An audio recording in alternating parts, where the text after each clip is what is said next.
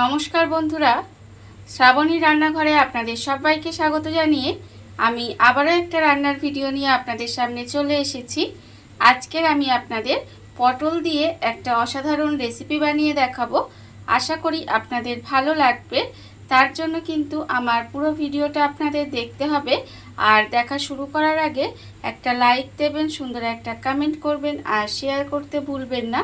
তাহলে চলুন আজকের আমি এই পটল দিয়ে কি বানাই সেটা আপনারা একবার দেখে নিন। রান্নাটা করার জন্য প্রথমে আমি এখানে দেখুন পটল নিয়ে নিয়েছি। আর পটলগুলো কিন্তু এইভাবে খোসা ছাড়িয়ে নিয়েছি, ভালো করে খোসা ছাড়িয়ে নিয়ে মাঝখান থেকে এইভাবে কিন্তু দুফালি করে রেখে দিয়েছি। আর পটলগুলো কিন্তু খুব ভালোভাবে ধুয়ে পরিষ্কার করে নিয়েছি। এবারে আমি পটলের মধ্যে দিয়ে দেব, দেখুন অল্প সামান্য একটু নুন দিয়ে দেব। আর দেব আমি এখানে খুব সামান্য একটু হলুদের গুঁড়ো। এইভাবে নুন হলুদ দিয়ে প্রথমে পটলটা কিন্তু খুব ভালোভাবে একটু মাখিয়ে নিতে হবে। আর আমি এখানে রান্নার শুরুতে প্রতিদিনের মতো একটা কথাই বলবো যে প্লিজ আমার ভিডিওটা আপনারা টেনে টেনে দেখবেন না, পুরো ভিডিওটা দেখুন, আশা করি আপনাদের ভালোই লাগবে। দেখুন আমি কিন্তু প্রথমে পটলের গায়ে এইভাবে নুন হলুদটা খুব ভালোভাবে মাখিয়ে নেব। পটলের মধ্যে আমি এখানে দেখুন ভালোভাবে নুন হলুদটা মাখিয়ে নিয়েছি। আর অন্যদিকে কিন্তু গ্যাসটা অন করে একটা কড়া বসিয়ে দিয়েছি। আর কড়ার মধ্যে দিয়েছি আমি বেশ কিছুটা সর্ষের তেল। রান্নাটা কিন্তু আমি এখানে সর্ষের তেলে করছি। আর আপনারাও কিন্তু চেষ্টা করবেন সর্ষের তেলেই করার, তাহলে কি হবে, খেতে বেশি ভালো লাগে। দেখুন তেলটা আমার এখানে গরম হয়ে গেছে। এইবারে আমি এই নুন হলুদ মাখানো পটলগুলো তেলের মধ্যে দিয়ে দেব। পটলগুলো তেলের মধ্যে দিয়ে পটলগুলো কিন্তু খুব বেশি যে লাল লাল করে আমি কিন্তু ভাজবো না, একটু পটলগুলোকে হালকা করে ভেজে নিতে হবে। এপিট ওপিট করে জাস্ট পটলগুলো দিয়ে আমি কিন্তু একটু হালকা করে ভেজে নেব। দেখুন এইভাবে কিন্তু আমি সমস্ত পটলগুলো দিয়ে দিলাম। দিয়ে আমি কিন্তু পটলগুলোকে এপিট ওপিট করে হালকা করে একটু ভেজে নেব। পটলগুলো আমার দেখুন এখানে কিন্তু হালকা করে ভাজা হয়ে গেছে। আর পটলগুলো আমি কিন্তু খুব বেশি লাল করে ভাজবো না, এইভাবে একটু হালকা করে পটলগুলো কিন্তু ভেজে নিতে হবে। আর পটলগুলো দেখুন আমার কিন্তু এখানে ভাজা হয়ে গেছে। এবারে পটলগুলোকে আমি আলাদা করে তুলে রেখে দেবো। পটলগুলো আমি এখানে দেখুন আলাদা করে তুলে রেখে দিয়েছি। এইবারে আমি একটা মশলা তৈরি করে নেব। তার জন্য আমি নিয়েছি এখানে মিক্সিং জার।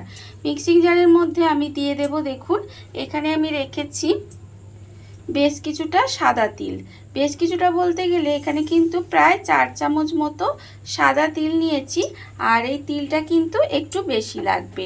দেখুন আমি কিন্তু এখানে তিলটা নিয়ে নিয়েছি। এইবারে তিলটাকে মিক্সির মধ্যে দিয়ে প্রথমে শুকনো একটু ঘুরিয়ে নেব, তারপরে কিন্তু জল দিয়ে এটাকে পেস্ট করে নিতে হবে। আর আমি এটা পেস্ট করে নিয়ে আবারও ফিরে আসছি। তিলটা আমি এখানে দেখুন বেটে নিয়েছি। আর এটা কিন্তু খুব ভালোভাবে বেটে নিতে হবে। এটা আমার বাটা হয়ে গেছে। আর অন্যদিকে দেখুন আবারও কিন্তু গ্যাসটা অন করে দিয়েছি। এবারে আমি রান্নাটা কিন্তু ওই যে পটল ভেজেছিলাম, দেখুন পটলটা হালকা করে ভেজেছি বলে তেলটা কিন্তু পুড়ে যায়নি, মানে পুড়ে কালো হয়ে যায়নি। সেই জন্য কিন্তু আমি এই পটল ভাজা তেলের মধ্যেই রান্নাটা করব। দেখুন আপনারা চাইলে কিন্তু তেলটা পাল্টেও নিতে পারেন। এবারে আমি তেলের মধ্যে দিয়ে দেব প্রথমে দুটো শুকনো লঙ্কা। আর দেব আমি এখানে দেখুন হাফ চামচ মতো কালো জিরে। কালো জিরে আর শুকনো লঙ্কাটা একটু আমি তেলের মধ্যে দিয়ে খুব ভালোভাবে ভেজে নেব। এইভাবে কিন্তু একটু তেলের মধ্যে দিয়ে কালো জিরে আর শুকনো লঙ্কাটা কিন্তু ভেজে নিতে হবে। এইবারে দেখুন আমি এর মধ্যে দিয়ে দেব যে তিলটা আমি এখানে বেটে রেখেছিলাম, সেই তিল বাটাটা কিন্তু এখানে দিয়ে দিলাম। তিল বাটাটা আমি এখানে দিয়ে দিলাম।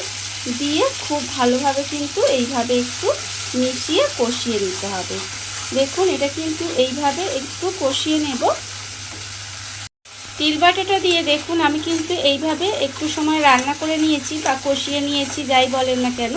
দেখুন এবারে আমি এর মধ্যে দিয়ে দেব আন্দাজ মতো নুন। আর দেব আমি এখানে হাফ চামচ হলুদ গুঁড়ো। আর আমি এখানে 1/4 চামচ মতো শুকনো লঙ্কার গুঁড়ো দিয়েছি একদম 1 চিমটে চিনি। চিনিটা কিন্তু বেশি দিইনি, অল্প সামান্য একটু চিনি দিয়েছি। স্বাদের ব্যালেন্সের জন্য। এটা আপনারা চাইলে দিতেও পারেন, আবার যারা পছন্দ করেন না তারা নাও দিতে পারেন। আর ঝালটা আপনারা কতটা খাবেন সেটা বুঝে কিন্তু লঙ্কা গুঁড়োটা ব্যবহার করবেন। দেখুন আমি কিন্তু সমস্ত গুঁড়ো মশলাগুলো খুব ভালোভাবে এর মধ্যে দিয়ে একটু এইভাবে কষিয়ে নিচ্ছি। আর এটা কিন্তু আমি খুব ভালোভাবে একটু কষিয়ে নেব। মশলাটা আমার এখানে দেখুন খুব ভালোভাবে কষানো হয়ে গেছে। এইবারে আমি এর মধ্যে দিয়ে দেব যে পটলগুলো এখানে ভেজে রেখে দিয়েছিলাম হালকা করে, সেই পটলগুলো কিন্তু আমি এখানে দিয়ে দিলাম। দিয়ে খুব ভালোভাবে এর সঙ্গে এইভাবে একটু মিশিয়ে নিতে হবে। আর এই রান্নাটা কিন্তু করতে খুব বেশি সময়ও লাগে না, আর খুব বেশি কিন্তু উপকরণও লাগে না, খেতে কিন্তু অসম্ভব সুন্দর হয়। এইভাবে আপনারা কিন্তু একদিন হলেও বাড়িতে বানিয়ে দেখতে পারেন।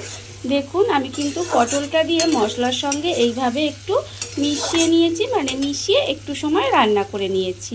এইবারে আমি দেখুন এর মধ্যে দিয়ে দেব যে মিক্সিটার মশলা লেগেছিল, সেই মিক্সিটা ধুয়ে কিন্তু আমি এর মধ্যে বেশ কিছুটা জল দিয়ে দিলাম।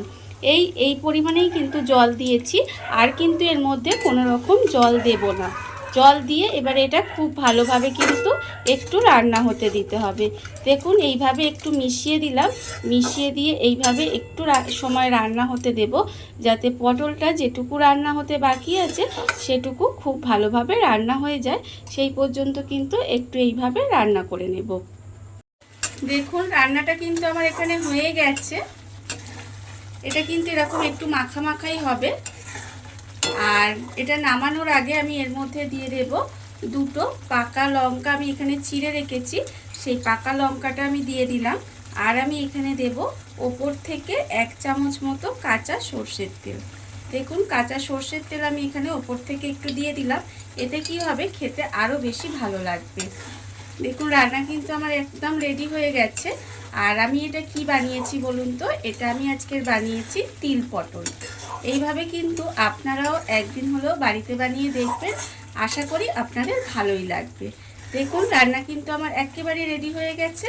এইবারে আমি গ্যাসটা অফ করে কিছুক্ষণ এইভাবে ঢাকা দিয়ে রেখে দেব, তারপরে আপনাদের পরিবেশন করে দেখাবো ঠিক কেমন হলো। দেখুন এবারে আমি গ্যাসটা অফ করে দিলাম আর কিছুক্ষণ ঢাকা দিয়ে রাখবো, তারপরে আপনাদের দেখাবো যে কিরকম হলো। দেখুন বন্ধুরা, বাড়িতে থাকা কত অল্প উপকরণে কত অল্প সময় কত সুন্দর একটা পটলের রেসিপি বা তিল পটল যাই বলেন না কেন তৈরি হয়ে গেছে, আপনারা দেখতেই পেলেন। আর এটা কিন্তু খেতে অসম্ভব সুন্দর লাগে, বিশেষ করে গরম ভাতে এটা থাকলে কিন্তু আর কিছুই লাগবে না। এইভাবে আপনারাও কিন্তু একদিন হলেও বাড়িতে বানিয়ে দেখতে পারেন। আর এই ভিডিওটা যদি আপনাদের ভালো লেগে থাকে, আপনারা যদি ফেসবুক থেকে দেখে থাকেন পেজটি ফলো করে দেওয়ার অনুরোধ রইল, আর যদি ইউটিউব থেকে দেখে থাকেন চ্যানেলটি সাবস্ক্রাইব করে নেওয়ার অনুরোধ রইল। তাহলে চলুন ভিডিওটা আমি এখানেই শেষ করছি। আপনারা সবাই ভালো থাকবেন, সুস্থ থাকবেন। আবারও হাজির হব নতুন কোনো রান্না নিয়ে।